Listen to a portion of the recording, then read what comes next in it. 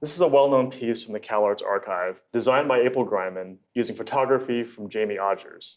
Greiman was a former program director and faculty. She's a graphic design legend. It's actually a fold-out brochure produced in 1978 for prospective students interested in CalArts. It's a big part of a long history of publications by well-known designers who are also faculty and/or alumni. Let's start with function, talking about what the job is of this poster and maybe who it's for. Yeah, so this, as we just said, this is a poster that's also a mailer. It was sent out to prospective students, mainly high school students who are maybe interested in going to an art school in Southern California, and maybe were interested in interdisciplinary program. Mm-hmm.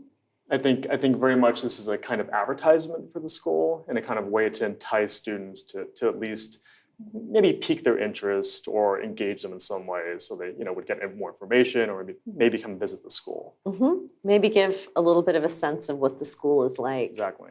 And then how about the content? What's the functional content, first of all, but also what are we looking at? Over here, we've got some overview information. It talks about how the Institute is a performance center and a workshop of the arts, how it's focused on individual creativity and excellence and emphasizes the contemporary. And we also have another block of text over here, which is a bit more boring, but it lists all the disciplines and métiers in the school: art and design, dance, film and video. It's kind of the sort of required text. It tells us what degrees they offer and what their accreditation is. So it's kind of the boring part of the text, but it still is important just for information. Mm-hmm. And then how about the visual context? When you just mentioned the different métiers or areas of study that comprise CalArts, it looks like what we're seeing here is representations of students actually engaged in those métiers. So dancing, playing the cello, some world music and dance, somebody making a film back here, a graphic designer, and then also symbols of their craft: the pencil, the music score, the photograph, the film reel, the palette, and so on. And they're all in this kind of hallway space. Exactly. Yeah, these tools that become kind of the symbols of these different disciplines and métiers. I mean, I think it's also interesting to talk about the kind of overall look and feel of the poster. I think it's very loose, yet there's a kind of rigor to it. You look at a poster for the first time, you kind of get a very quick sense of what it's doing, even if you don't know what exactly it's doing, let's say. So you have all these kind of photo collage elements as a layer on top of this background that's in black and white. It looks like it's an image of a space in the school, the main gallery. All the disciplines are in the same space. So there's an implication here, which is true, that all the disciplines are literally in the same building. And if you had to add on to that, it almost seems like we're looking at a scene of, or a representation of the possibility, right? The creative potential that's unlocked when all of the disciplines emerge. But I want to go back to something you said about this tension or relationship between structure and rigor, and then kind of like freedom and expression. I wonder if that's a theme in the poster. And I guess one of the ways we'd know is that if it's expressed in lots of different ways. So one of the ways you talked about was visually, where we have a contrast between the architecture that's very rigid and geometric and all of the activity happening inside it. I also see that same contrast in the typography, where we have at the bottom this kind of like relatively structured type contrasted to these kind of like free-floating chunks. Yeah, because the type down here is actually, especially when you're this close to the poster, you kind of see it, but you're attracted to kind of the images first. And the eye kind of goes down, oh, it says theater, music, dance, design. I think it's also good to kind of comment in kind of a bigger picture kind of way on this poster is a good example. I think it's actually kind of a really important example of what's called the new wave movement in graphic design. And this is something that was kind of going on in the late 70s and early 80s. Graphic designers kind of taking the ideas of like the rigid structure of modernism and then kind of blowing that apart.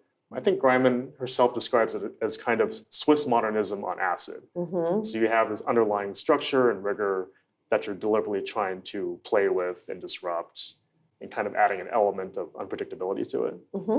it seems like an appropriate visual language to use to talk about CalArts, where it says right here, success at CalArts demands discipline and intense dedication, but they also encourage their students to be curious and to take risks. It seems like thematically or conceptually, that's a really similar relationship. Exactly. So we have on the level of visual language, visual contrast within the image, so contrast of strong geometric architecture to lots of movement. We see it in the typography. The theme or the idea permeates all of the image. It isn't just kind of a surface or stylistic treatment. And I think a really good way of maybe looking a little more closely at the poster and kind of understanding how Greiman kind of combined this rigor and chaos is looking at the visual hierarchy of it. I think I can see the top three levels of hierarchy, Yasmin. So let's see if we agree on them. So what do you think the top three are? I would say 1, 2, red banner area, 3, TV, yellow, squiggle area. Yeah. No, I think I would agree. I mean, I think the top three are pretty obvious. I think 2 and 3, the CalArts, the red geometric trapezoid there, and the yellow ribbon with the TV and the painter's palette, I think they're pretty close, but that red really pops. You start off, in a sense, with the human face, which is a kind of a very natural way of attracting you to an image. It also gives you a very human face to CalArts. But the way Greiman has kind of structured the hierarchy, you go from the face to literally the school's name. And you have the kind of introductory text very close to that. So your eye probably is kind of dragged down there to look at the introduction to CalArts.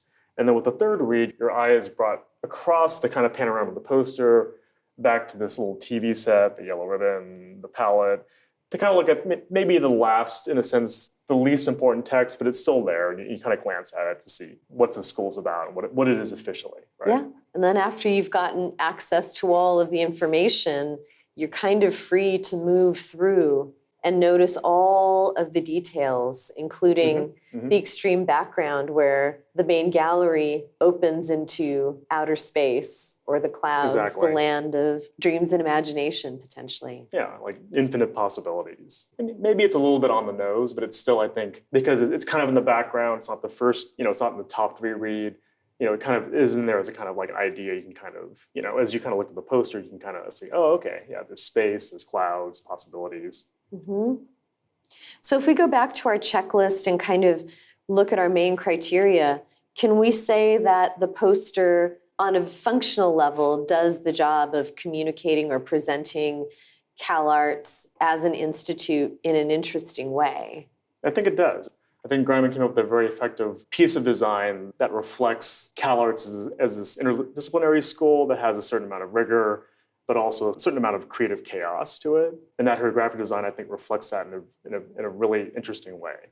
So it kind of goes beyond the basics and presents a really specific idea about CalArts that isn't just sort of, it's a fun place, it's kind of a kooky place. It actually is a very specific kind of freedom and expression and creativity that's anchored by discipline and commitment.